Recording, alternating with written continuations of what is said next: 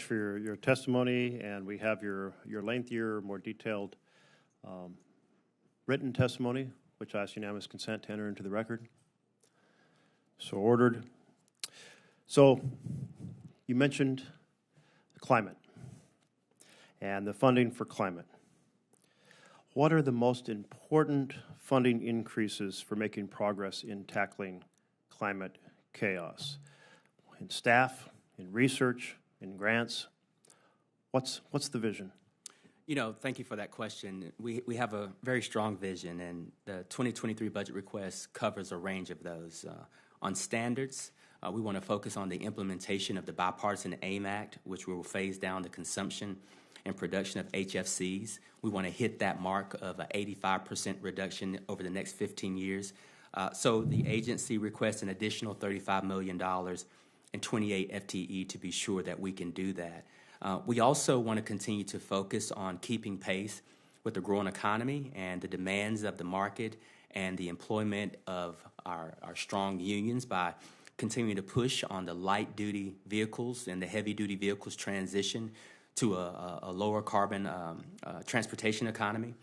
We want to continue to focus on very innovative and transformative technology standards like the one to reduce methane from the oil and gas sector.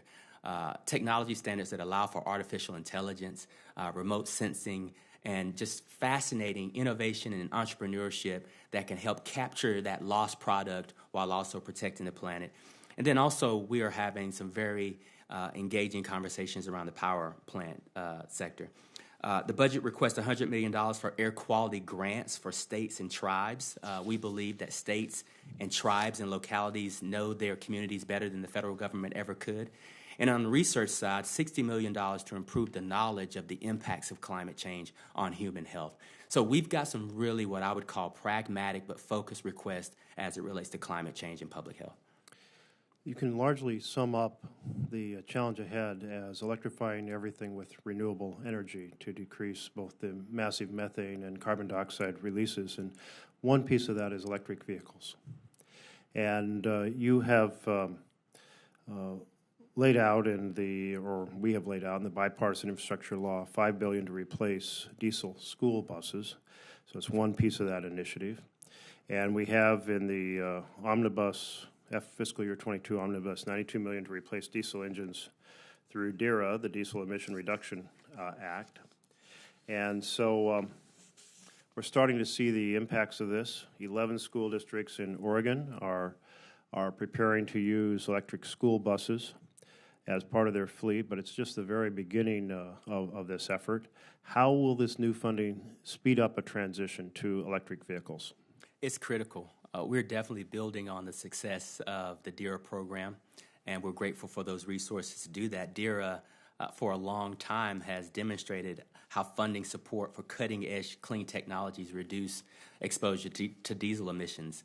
For all people, I'm really excited and get really excited to talk about the $5 billion for clean school buses. There's nothing more important than cleaning up the yellow school buses that carry our most precious cargo to and from school every day. And so there are approximately 500,000 school buses on the road right now. The $5 billion for clean school buses is going to be transformational in terms of better protection for our children and our school bus drivers, but it sends a very strong signal to the manufacturers as well that there's a market demand for these cleaner vehicles. Okay, so brass tacks, when will you start awarding the school bus replacement grants? We're going to make an announcement very soon about the first tranche of grants. It'll be $500 million. That's very soon, and we're excited about that. And then the second tranche will come a few months after. And by the way, we're going to make it as easy as possible. We want these resources to be able to go directly to these school districts. So we're going to have online access, and we're going to have easy forms, and we're also going to have built-in technical assistance to these school districts to be sure that those districts that need them the most actually get the resources. Is very soon like June? Very soon is next couple of weeks. We're going to make a very important announcement. Great. And then I want to turn to the issue of wildfire smoke.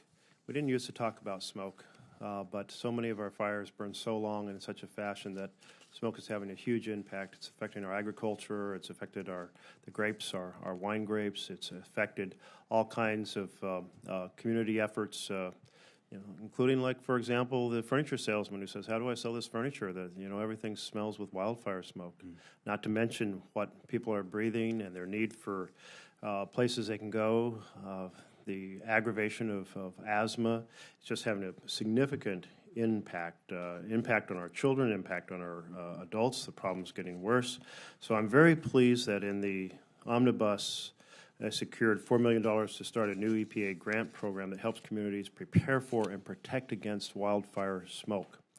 So can you tell me, have grants gone out the door, and is this going to help communities better protect themselves and the community members? It absolutely will help us communicate more effectively to moms who want to go out for jogs or children who want to go out and play and are not really understanding what the implications of wildfire smoke may be from thousands of miles away. So this is going to give EPA a competitive advantage to communicate these health disparities to those who need it the most. We're currently planning stakeholder engagements this summer to inform how we can best assist states, tribes, and public preschools, local educational agencies. And we're going to issue a competitive grant solicitation targeted for this fall, late this fall, that meets the needs of the impacted community. So we want to do a little bit more homework up front, make sure that the impacted community has what it needs in terms of communication, and then put that grant process out there.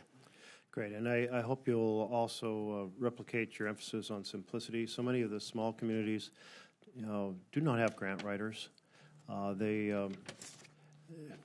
find that the process is so complicated that they give up and don't apply in the first place. And my team tries to assist them and guide them how they can effectively apply, but we want to make sure that small communities and small counties with limited staff are able to apply effectively.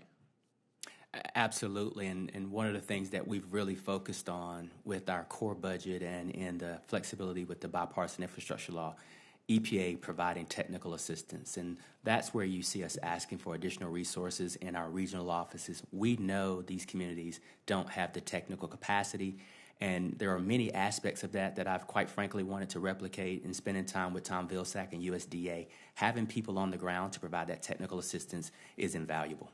Thank you. Senator Murkowski.